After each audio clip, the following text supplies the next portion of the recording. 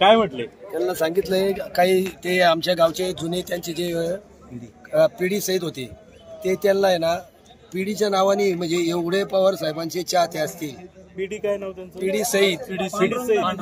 कोणतं गाव? माळुंगे पडवळ, बाबुगुनूचं गाव, हुतात्म्याचं गाव. पण तिथं ज्या आता ज्या स्कीमा राबवल्या गेल्यात त्या पूर्ण बोगस स्कीम आहेत. आम्ही त्या गावचे ग्रामपंचायत सदस्य आणि सदस्य असून सुद्धा आम्हाला विश्वासात न घेता सुद्धा आहे ना त्याचं संपूर्ण वाटोळं झालेलं आहे. आमचा घासा त्याच्यामुळे वारंवार आहे ना बोंबा मारून आहे ना कंटाळ. पण गावाला काही घेणं देणं नाही. 4-2 आदिवासीच्या लोकांचा आता जी आहे परिस्थिती, पाण्याचा प्रश्न इतका गहन आहे.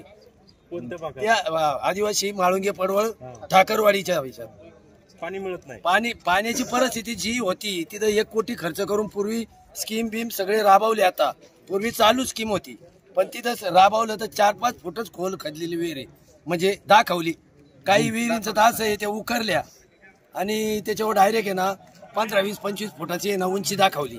म्हणजे ते त्यांचं खोलीच्या ऐवजी वर उंच्या दाखवून याला संपूर्ण पंचायत समिती आणि त्यांचे साहेब लोक आहे ना कोण आहे कारभारी आहेत ना. आम्ही ज्यांच्या संघ होतो ना आम्हाला नवीन स्वर्गात त्यांनीच आमच्यावर तांगड्या केलेल्या आहेत. आता परिस्थिती लय नाजूक आहे. संपूर्ण पॅनेल आहे ना. मी गावचा पहिला तंटामुक्तीचा अध्यक्ष होतो. 9 वर्ष होतो मी. लोकवर्गणीतून इतकी भरपूर कामं केली आणि मी कधीच उभा राहिलो नाही. मला राजकारण याच्यात पडायचंच नव्हतं. मी खिशातले पैसे घालून सुद्धा गावातली काही लाख 2-2 लाख कामं केलेली लोक मला मानत होती. पण यांनी आहे ना इतकी आमची नावं इतकी खराब झाल्यात ग्रामपंचायतच्या सदस्यांची. याला लिमिटच राहिले नाही तुम्हाला सांगतो. म्हणजे जो चेहरा होता समाज आम्हाला बाहेर जे मानत होता आज परिस्थिती आहे ना उलटी झालेली. आज मी सुद्धा मधल्या काळामध्ये पैसे आमच्याकडे नव्हते. मी 70-1,000 रुपये खर्च केलाय. मग म्हणले पैसे देऊन टाकतो त्यांचे. अजूनही त्या रुपयाचं आहे ना ते ग्रामसेवक वगैरे केले ना त्यांनी. मला सांगितलंय आता कसं होतं हे संपूर्ण आता आंबेगाव तालुका त्यांना भेटायचंय. ते म्हणले पाहू. यांना सांगितलं कोल्हे साहेबांना. ते म्हणले आम्ही लक्ष घालू. आता लक्ष घालणं आम्ही पाहणार. याच्या इलेक्शनच्या अगोदर लक्ष नाही घातलं तर आम्ही कोणाचेच नाही. आम्ही कोणाला सुट्टी देणार नाही. मी एकटा जरांगेवानी उपोषणाला बसणार. काय व्हायचं ते बाबुगुनीच्या मध्ये 3रा माणूस आहे ना मी बसणार अण्णासाहेबाच्या बाबूच्या. गेला तर गेला. आता 60 वय झाली. काय घेणं द्या नाही का त्याच्याशी आपल्याला काय फरक पडतो. समाजासाठी मी आतापर्यंत काम केलं. कोरोनाच्या काळात 2 वर्ष रस्त्यावर उभा राहिलो. कोणी सरपंच एकही रस्त्यावर आलेला नाही. लक्षात ठेवा लागत गावाला विचार. तुमच्या एवढं तालुक्यात मंत्री महोदय एवढं असून काय फायदा आहे. सगळे आता हे मचळ झाल्यामुळं 2 गट शिवसेनेचे सगळे लाभार्थी त्याच्यामुळे ना काय जण आहे ना माग फिरून आहे ना ते आता ते बोलायला तयार नाही हे बोलायला नाही. एकटाही लाभार्थी म्हणजे संपूर्ण त्यांना लाभार्थी म्हणजे त्यांना पदाचा लाभ आहे. थोडक्यात काय ते त्यांचे बघणार. ते जनतेचं काय घेणं नाही त्यांना. ते सर्वसामान्य मतदार नाही त्यांच्याकडे. फक्त लाभार्थीचे लाभार्थी मतदार नाही. लाभार्थीच्या पाठीमागे कोण नाही.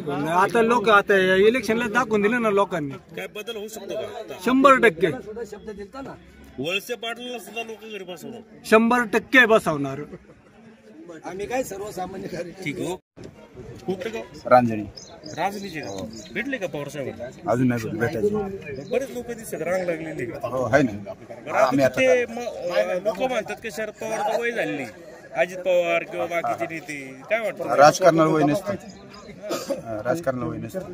कुणाला तरी आता समजा तुमचं तुम्ही थोडे वयोवृद्ध आहात. तुम्ही कारभार मुलाकडे देतो ना. घरातला कारभार देतो. राजकारणाचं काय तर सोल्युशन राजकारण करू शकतो शेवटपर्यंत.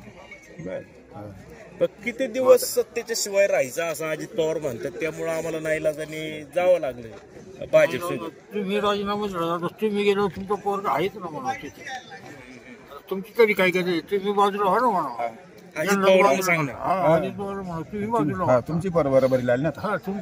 तुमची बरोबरी तुम्ही बाजूला व्हा. वळसे पाटलांचं बी वय झालेले आहे. त्यांचे वय झालेले. त्यांनी थांबले तरी चालेल ना. दुसऱ्याला चान्स द्यावा आहे का नाही. नवीन चेहरा.